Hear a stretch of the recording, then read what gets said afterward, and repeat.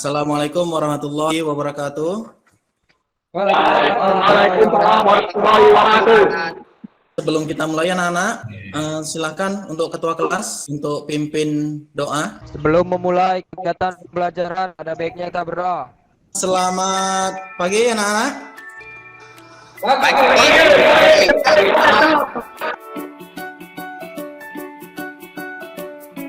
Di masa pandemi ya, kita minimal harus bisa mengikuti minimal 3M ya. Mencuci tangan, menggunakan masker, dan menjaga jarak. Itu minimal itu. Untuk menyemarakkan, untuk memberikan semangat kepada kita semua, kita bersama-sama menyanyikan lagu Indonesia Raya. Oke, terima kasih. Nah, kemudian kita lanjut ke materi inti dari pembelajaran ini ya. Untuk pertemuan kali ini kita masih KD yang sama dari pertemuan kemarin. Nah, jadi ini di sini. Nah, di sini kita yang akan kita lihat di sini adalah pertama menganalisis struktur nama-nama bagian kapal serta bentuk tipe kapal. Ya, intinya kita di sini harus bisa menganalisis, kemudian mengevaluasi. Nah, kemudian dari segi keterampilan, ya, di sini kalian harus bisa menunjukkan ya, kemudian bisa mempresentasikan. Nah, nanti di akhir di materi nanti kita ada penilaian. Yang pertama itu di sesi kelompok, yang kemudian ada tugas pribadi. Oke. Nah, kemudian kemarin kita sudah di pertemuan sebelumnya, pertemuan minggu lalu, kita ada materi tentang ukuran pokok sebuah kapal. Nah, kira-kira seingat kalian siapa ini ya yang bisa menjelaskan, flashback kita ke belakang, kira-kira siapa yang bisa menjelaskan pertemuan materi kita sebelumnya? Oke, silakan. Siap, saya Pak. Nah, siapa? Sebutkan nama ya. Alfi Pak. Oke, silakan Adli. Materi sebelumnya yaitu lebar kapal. Antara lain breadth of waterline, breadth overall. Oke, good ya. Itu materi sebelumnya ya. Ada yang lain kira-kira bisa menyampaikan? Siap, ada Pak. Oke, silakan. Materi sebelumnya antara lain depth, tinggi kapal, tinggi maksimum. Tinggi Kapal, maksimum. tinggi maksimum. Iya, good ya. Suaranya putus-putus ya, mungkin karena kendala jaringan. Oke, ya kemarin kita sudah mempelajari tentang ukuran panjang, lebar, dan tinggi. Nah, oke. Kemudian kita lanjut ke materi. Nah, materi pada hari ini itu bersumber pada buku bacaan yang ada di pustaka. Di sini saya akan menjelaskan sepintas tentang kapal ya. Nah, kapal ikan itu adalah salah satu jenis dari kapal, dengan demikian sifat dan syarat-syarat yang diperlukan oleh suatu kapal akan diperlukan juga oleh kapal lain. Nah, oke ya. Kemudian kapal ikan ya, kita khusus lebih ke kapal ikan. Nah, menangkap dan mencari ikan di laut dengan mengikuti gerombolan ikan. Nah, kemudian untuk itu suatu kapal ikan memerlukan kecepatan yang besar dan kemampuan olah gerak kapal yang baik. Nah, jadi melihat kenyataan bahwa operasi kapal ikan akan banyak berhadapan dengan berbagai peristiwa lautnya seperti topan, angin, hujan, badai, segala macam ya. Nah, jadi diperlukan apa? Diperlukan konstruksi yang aman, kuat ya, dan dibuat dengan perencanaan yang cukup baik. Oke, nah sebelum kita memulai materi lagi, nah di sini saya akan menampilkan sebuah video. Tolong dipahami, tolong dilihat, tolong dicatat kalau seandainya ada pertanyaan, karena nanti di sini kita akan membuat sebuah diskusi kelompok. Ya, tolong perhatikan ya. Oke, bisa kita mulai? Ya Pak. Siap, bisa Pak. Hari ini kita akan belajar mata pelajaran bangunan dan aktivitas kapal. Dan yang akan kita pelajari, yang pertama adalah tentang identifikasi struktur dan bagian-bagian kapal. Secara umum, bagian depan kapal itu disebut dengan haluan. Kemudian bagian untuk mengemudikan kapal itu disebut dengan anjungan. Anjungan tidak selalu berada di tengah-tengah kapal. Ada di beberapa jenis kapal yang anjungannya berada di belakang, contohnya seperti kapal-kapal tanker, dan ada beberapa jenis kapal yang anjungannya berada di depan, contohnya seperti jenis kapal supply.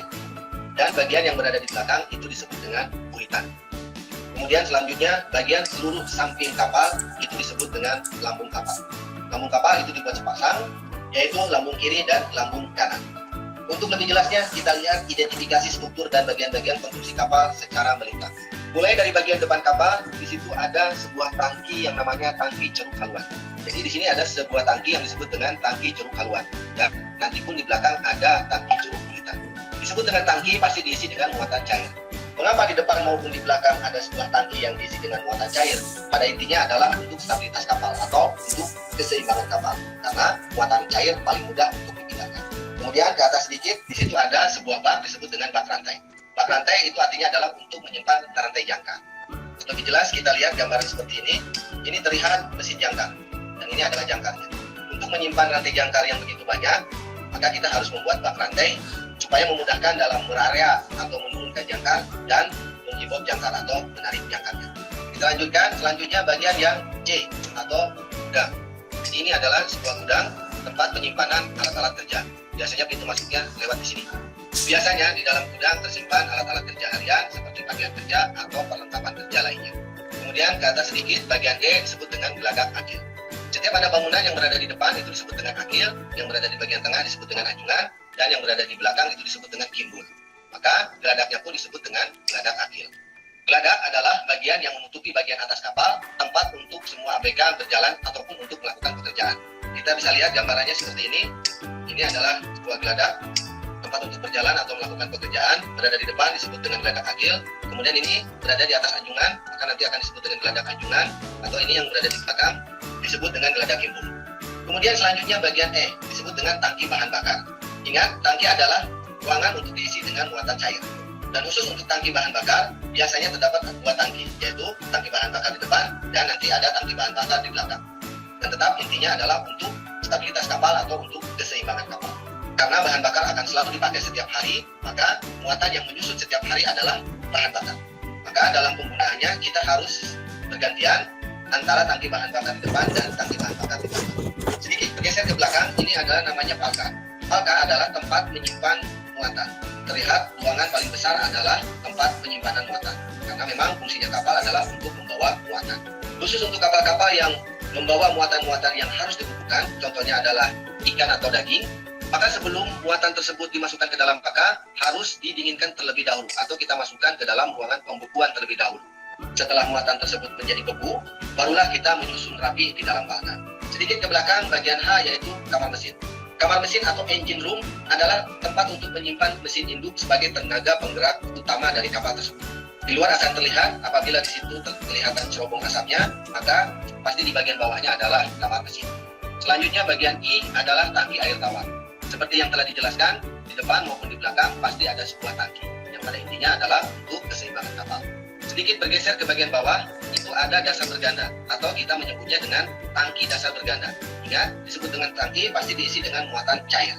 Dasar berganda atau dasar yang rangkap dua, bila tangki ceruk yang berada di haluan dan yang berada di bulitan adalah untuk mengantisipasi keseimbangan kapal apabila kapal itu tungging dan tonggak, maka khusus untuk tangki dasar berganda adalah untuk mengantisipasi kapal itu sengit atau miring ke kiri maupun ke kanan.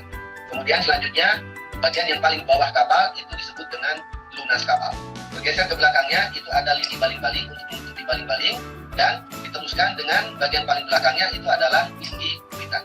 Selanjutnya adalah ruang mesin pemutih. Ini adalah ruang mesin pemutih. Lihat bagian bawahnya adalah daun pemutih. Dan tergeser sedikit ke bagian depannya, ini adalah tangki bahan bakar. Kemudian selanjutnya bergeser ke atas, ini adalah ruang akomodasi awak kapal. Biasanya bagian depan untuk perwira kapal dan bagian belakang untuk ABK-nya. Sedikit ke bagian atas itu adalah geladak anjungan, dan selanjutnya bagian R adalah geladak utama.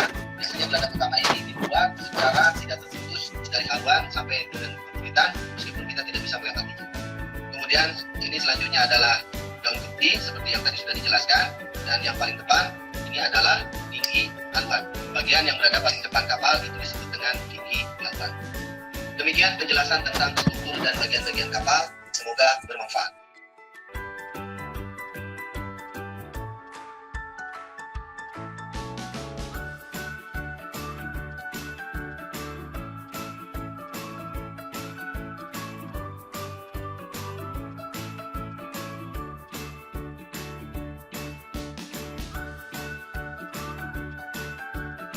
Untuk hasil diskusi, silahkan kalian kembali ke kelompok masing-masing yang seperti minggu lalu, karena materi kita materi lanjutan.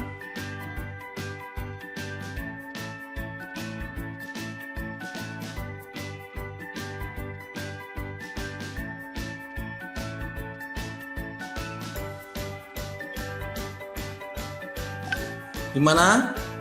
Siap, saya bisa Pak. Presentasi kelompok 2 Pak. Oke, kelompok 2 udah siap. Kelompok 1 udah siap belum? Pak. Kelompok 1? Sudah Pak. Siap. Oke, kira-kira ini siapa nih yang mau duluan presentasi? Kelompok 1 Pak. Kelompok 1. Oh, oke. Oke, siap. Fadil, kelompok 1. Presentasi silakan.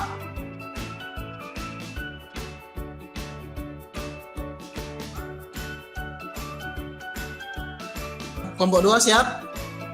Siap Pak. Presentasikan? Oke, silakan. Adli, Alfi.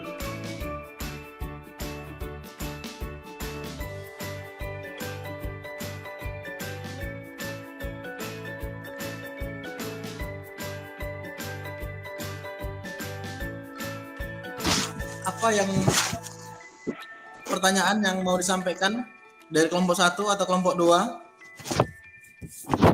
Ada pertanyaan? Ya, saya Pak. Siapa nih? Wakil dari kelompok 1. Oke, Ari Ramadhani ya. Oke, silakan Ari.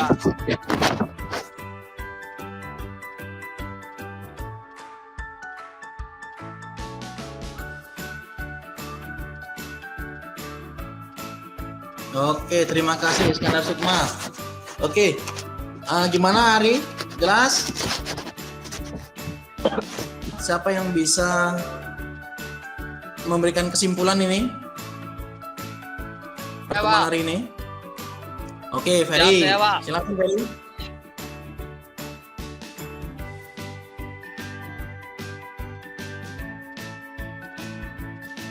Makasih Ferry. Oke, tepuk tangan dulu untuk penampilan kelompok 1 dan kelompok 2. Silakan.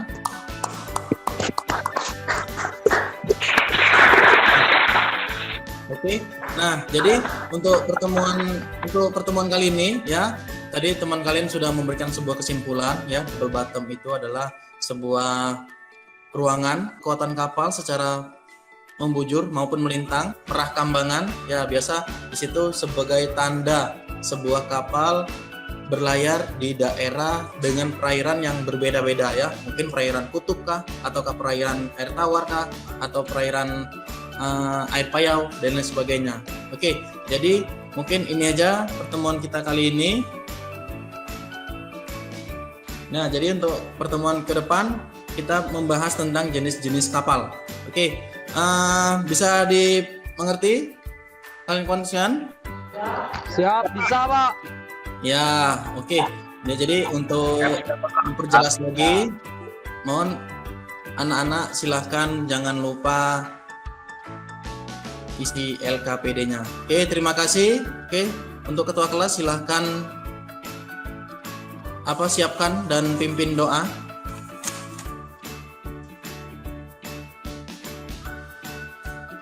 Belum mengakhiri kegiatan pembelajaran, sebaiknya kita berdoa. Berdoa dimulai.